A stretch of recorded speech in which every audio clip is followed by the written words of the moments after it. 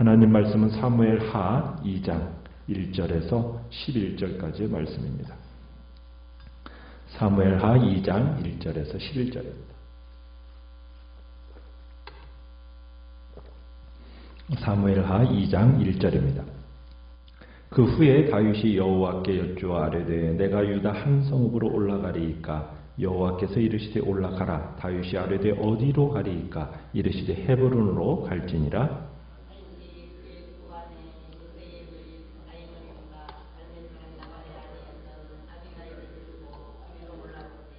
또 자기와 함께 한 추종자들과 그들의 가족들을 다윗이 다 데리고 올라가서 헤브론 각 성읍에 살게 하니라.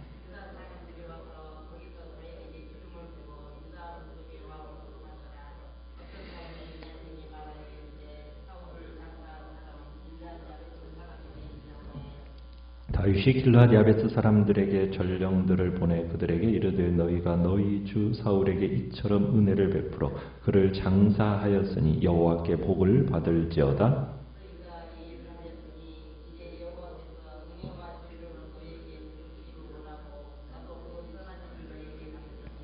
이제 너희는 손을 강하게 하고 담대히 할지어다. 너희 주 사울이 죽었고 또 유다 족속이 내게 기름을 부어 그들의 왕으로 삼았음이니라 하니라.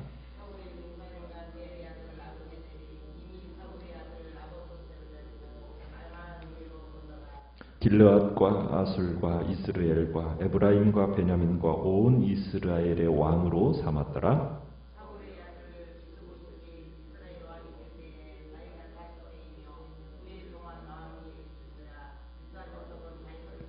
같이 읽습니다. 다윗이 헤브론에서 유다 족속의 왕이 된 날수는 7년 6개월이더라. 아멘. 오늘 말씀의 제목은 최종 의사결정권이라는 제목으로 말씀을 나눕니다. 오늘 2장 1절은 그 후에라는 단어로 시작이 됩니다. 사울과 요나단의 죽음과 장례 이후를 이야기하는 겁니다. 사울과 이스라엘의 장례 이후에 다윗에게 드리워졌던 너무나도 길고 끔찍했던 죽음의 위협이 이제 마무리되었다라는 의미가 있는 거죠. 다윗의 정적이었던 사울이 이제 전사했고 이제 그로 인해서 이제 다윗에게 자연스럽게 왕위권이 넘어갈 것으로 우리는 기대하는데 다윗을 왕으로 곧바로 삼은 것은 아닙니다. 오히려 사울이 후계자를 지명하지 않은 상황 속에서 죽었기 때문에 분위기는 도리어 어수선했습니다. 정치인들은 아마 자신의 입지를 고수하기 위해서 분주하게 움직이기 시작했겠죠. 다윗은 내가 하나님께 기름 부음 받았으니 내가 당연히 후계자다 이렇게 고자세를 취하지 않았습니다. 이제 다윗은 오랜 망명생활, 블레셋의 그 망명생활을 이제 끝내고 다윗은 유다로 귀향하려고 합니다. 이런 상황 속에서 다윗이 한 일이 무엇입니까? 1절에 보면은 다윗이 이런 상황에서 한 일은 하나님 앞에 무릎을 꿇는 일이었습니다. 다윗은 이스라엘 왕의 보좌로 향하는 첫 출발을 기도로 시작하고 있다라는 겁니다. 다윗은 조국으로 돌아올 때 여호와 하나님의 뜻을 묻습니다. 어떻게 묻고 있습니까? 내가 유다 한 성읍으로 올라가리까? 그러니까 하나님은 다윗에게 돌아가라고 본국으로 돌아가라고 하시죠. 그러자 다윗이 구체적으로 어떤 유다 성읍으로 올라가는 것이 좋을까요? 하고 묻죠. 어디로 가리까? 하고 인도를 구합니다. 그때 여호와 하나님의 응답은 어디로 가라는 것이었습니까? 헤브론으로 가라고 그러죠. 헤브론. 이 헤브론이라는 땅은 이스라엘의 역사 속에서 굉장히 중요한 장소입니다. 여호수아서를 보면 갈렙이 달라고 요구했던 땅이 바로 이 헤브론이에요. 그 땅이 욕심이 나서 갈렙이 요구했겠습니까? 그게 아닙니다. 어떻게 보면 이 땅은 산지예요, 산지. 구태여 산지를 요구할 이유가 없었는데 갈렙이 이 헤브론 산지를 요구했어요. 이 갈렙이 왜 헤브론 산지를 요구했겠습니까? 그 땅은 아브라함의 언약이 새겨진 곳이기 때문입니다.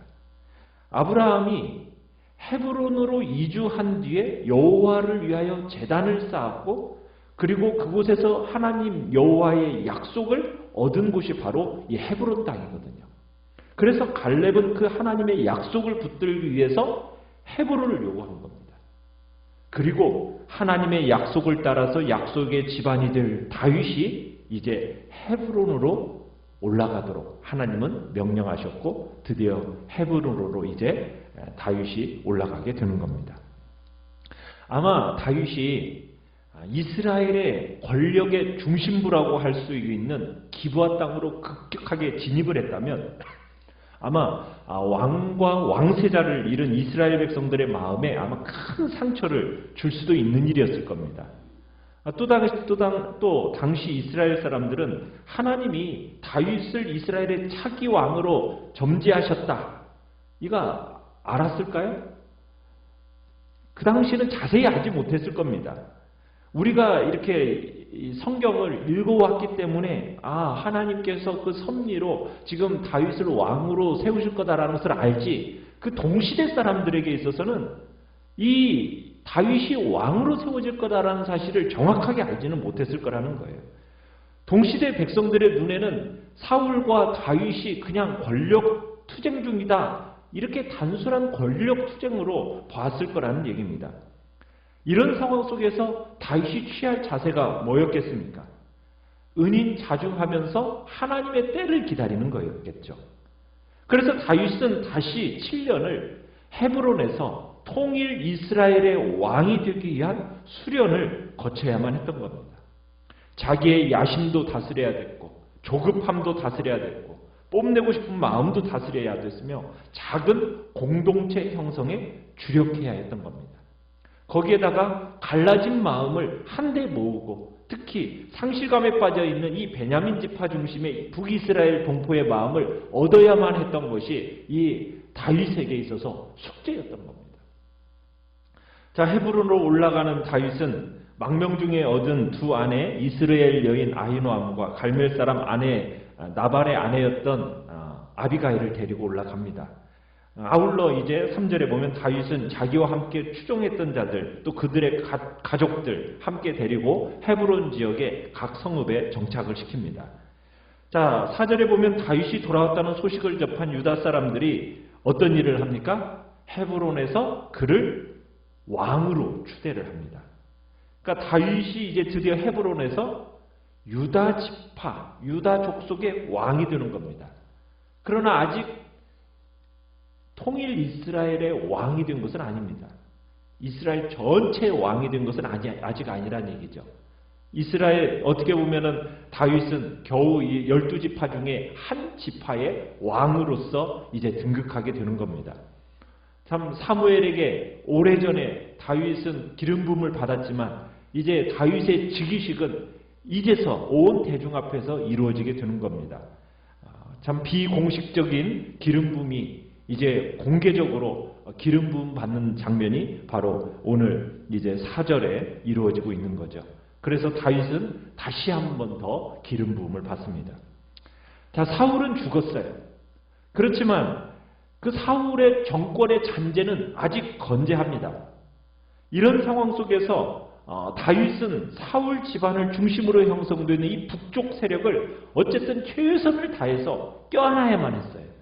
그러니까 사울이 이스라엘의 왕이 된 직후에 그의 도움을 받아서 위협을 모면했던 길앗 야베스 사람들이 정성을 다해서 사울과 그의 아들들의 시체를 가져다가 장례를 치러줬다는 소식을 다윗이 듣게 됩니다. 길앗 야베스 사람들이 사울의 장례 소식, 사울의 장례 소식을 들은 다윗이 이 길앗 야베스 사람들을 어떻게 이야기하고 있습니까? 진심으로 칭찬해주고 있습니다. 이 길앗 야베스 사람들이 베푼 선이 사울을 잊지 않고 사울에게 은혜 베푼 것에 대해서 칭찬을 해주고 있는 겁니다. 6절에 보면은 여호와의 은혜와 진리를 길앗 야베스 사람들에게 이렇게 빌어주고 있죠. 그러면서 또한 자신도 이 일로 인해서 길앗 야베스 사람들을 선하게 갚아줄 것을 약속하고 있습니다.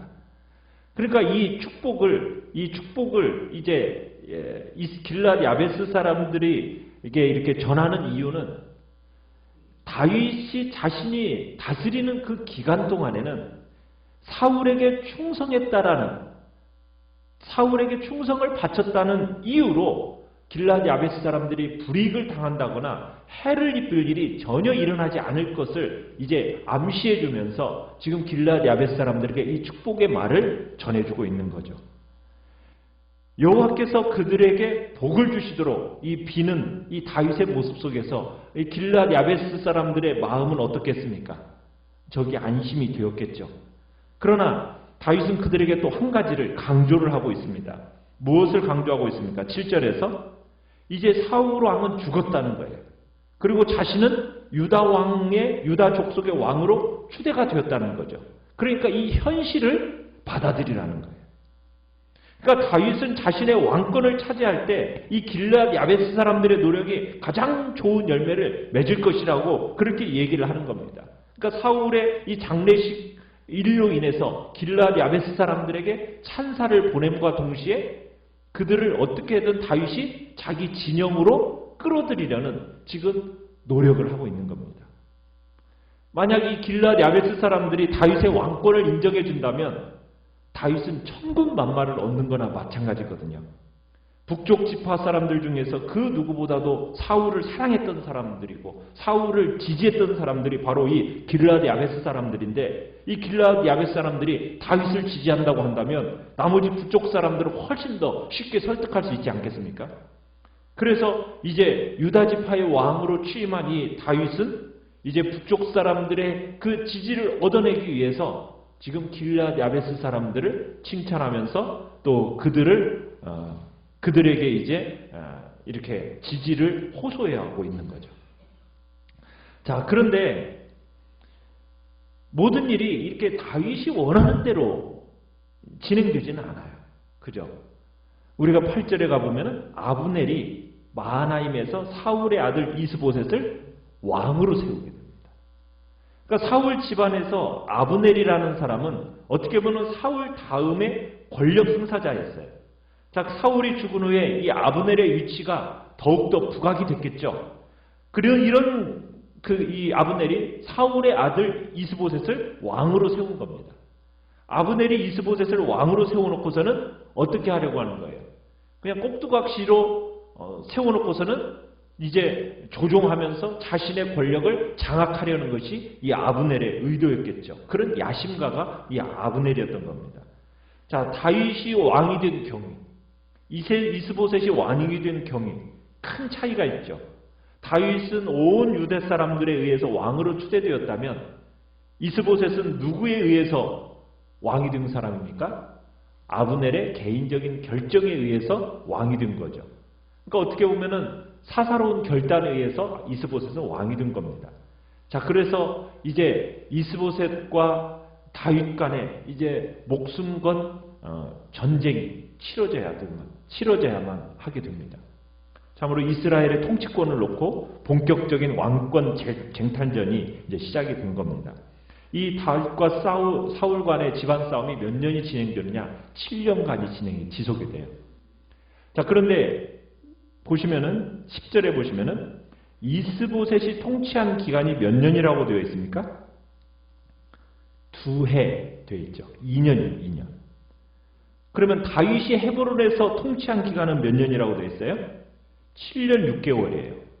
그러면 사울이 죽은 후 처음부터 이스보셋이 왕이 된 것은 아니었다는 얘기죠.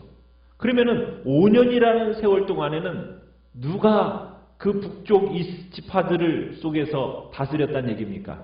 아브넬이 군정관의 역할을 했다라는 얘기겠죠. 그러다가 자기의 통치성을 어떻게 보면은 통치의 정당성을 부여하기 위해서 이스보셋을 이제 5년이 지난 후에 꼭두각시로 딱 세운 겁니다. 그러니까 아브넬이 군정관으로 군림하는 동안 다윗은 별 활동을 하지는 않았어요. 직접적으로 시비를 걸거나 그러지는 않았습니다. 왜? 그냥 스스로 붕괴되기를 기다리고 있었던 거거든요. 그런데 이스보셋을 딱 왕으로 세우는 그 순간부터는 상황이 달라진 거예요. 다윗이 더 이상 방관만 할 수 없었던 겁니다. 왜? 엄연한 왕이 나타나니까 싸울 수밖에 없었던 거죠. 그러면서 이제 싸움이 이제 진행이 되는 겁니다.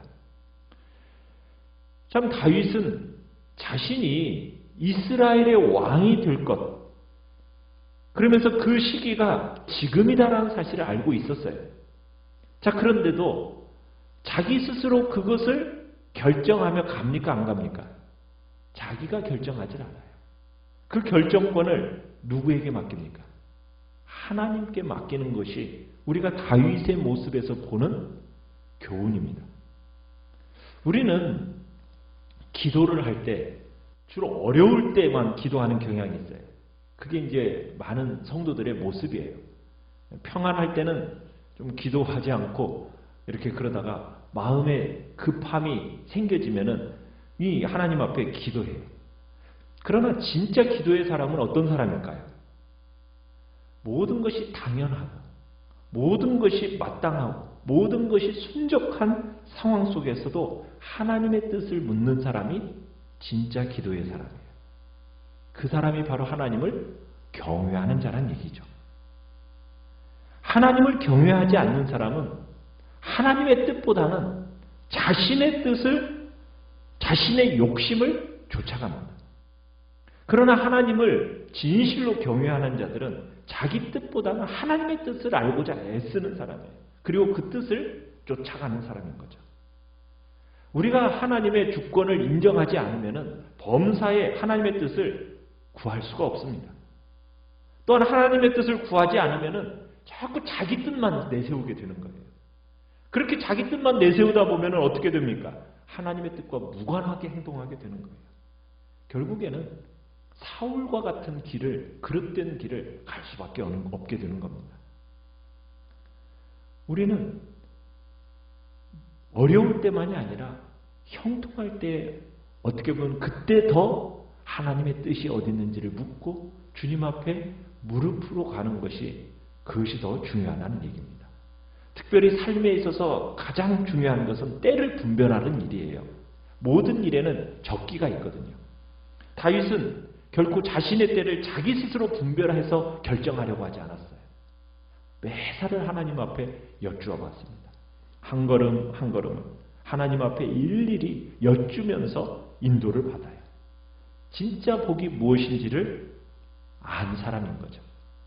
하나님이 서라 하는 그곳이 복이고, 하나님이 가라 하는 그 목적지가 바로 참된 목적지라는 것을 다윗은 알게 되었던 겁니다. 우리의 최종 의사결정권자는 누구여야 되겠습니까? 하나님께 둬야 되는 거예요. 그렇지 않으면 인간은 언제든지 자신이 원하는 것을 왕으로 세울 수밖에 없어요. 그런 존재가 우리거든요. 그래서 우리는 우선 하나님의 절대 주권을 인정해야 됩니다. 그리고 매사를 하나님 앞에 구하면서 그 주님의 뜻이 어디 있는지를 묻고 그 뜻에 순종함으로 형통한 삶을 살아가시기를 바랍니다. 나의 인생의 최종 결정권자가 누구라고요? 하나님입니다.